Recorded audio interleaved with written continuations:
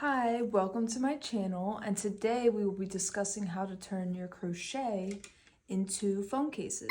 My name is Taylor and I like to discuss all things fiber arts and crafts, so if that interests you, don't forget to subscribe. Recently I started to digitize some of my crochet creations, so I just want to walk you through my thought process, how I did it, my results, and how you could also do the same. The concept of digitizing my crochet creations started accidentally when I made this smiley face coaster. I took a picture of it, and Apple has this feature that highlights items you take pictures of. You can make it into an emoji. So I thought this was cute. I made it into an emoji and I was sending it as if you would send any other emoji. Fast forward a few months, I decided to make a blanket for this cat, and the blanket looked exactly like this skirt. It was a whole bunch of granny squares. I crocheted them together and formed a larger granny square to use as a blanket for this stuffed animal. But other than that, it didn't really serve a purpose, but it was super cute. So I took a picture of it and I was able to make an emoji out of it just like I did with the smiley face. I really liked the pattern, the colors. So once I made an emoji of this, I thought to myself, oh, I could probably use this emoji to make other things. I have the Canva app, and so that's kind of where my curiosity began. It then occurred to me I could make a phone case just from taking a picture of what I crocheted, just using a few easy steps. As a disclaimer, I would like to include I did use my laptop, but I believe you can do the same on your phone. I just found it easier to look at the details from a larger screen.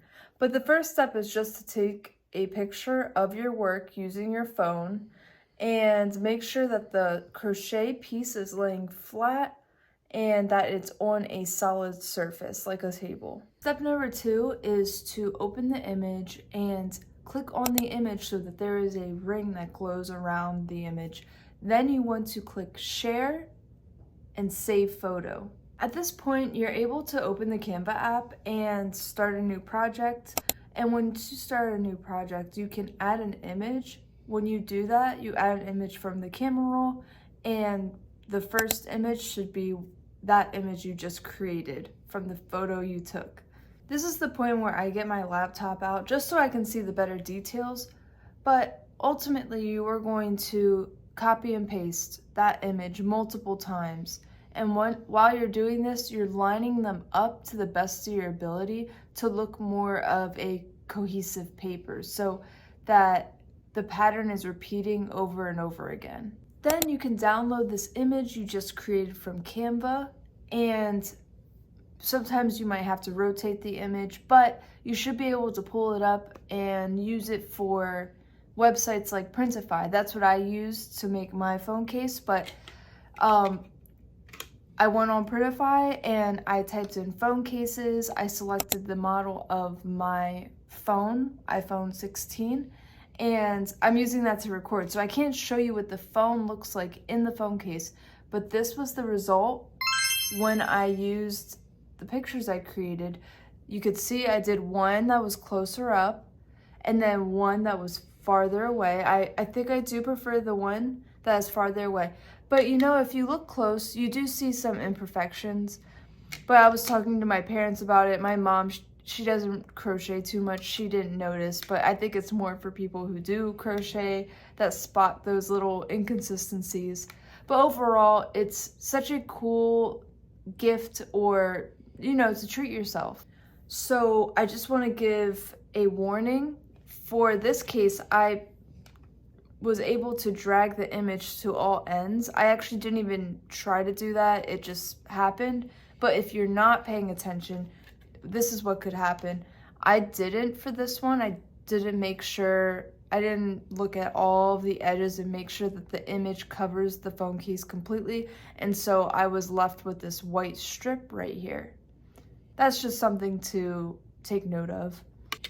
My only grievance with this case is that it is made for an iPhone 16, which I have, but the side button, it kind of is on top of the volume up button, so it's kind of hard to click volume up when I have this case on. But other than that, it does fit on my phone and it is super cute.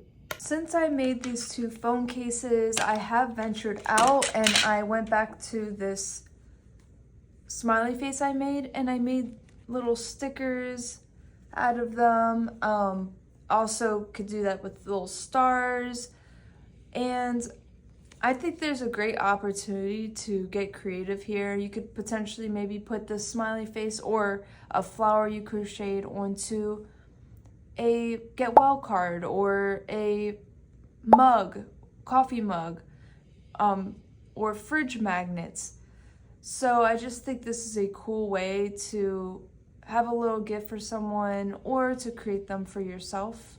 Just to, you know, take some of your crochet artwork you made and turn it into different outlets. This concludes on how I digitize my crochet work, but if there's any questions or comments, please leave them down below. I'll try my best to address them. This is my first time doing this, so if you guys also have any ideas on how to be creative and expand digitizing your crochet work, please drop that below too. But that's it for today's video. Thanks for tuning in.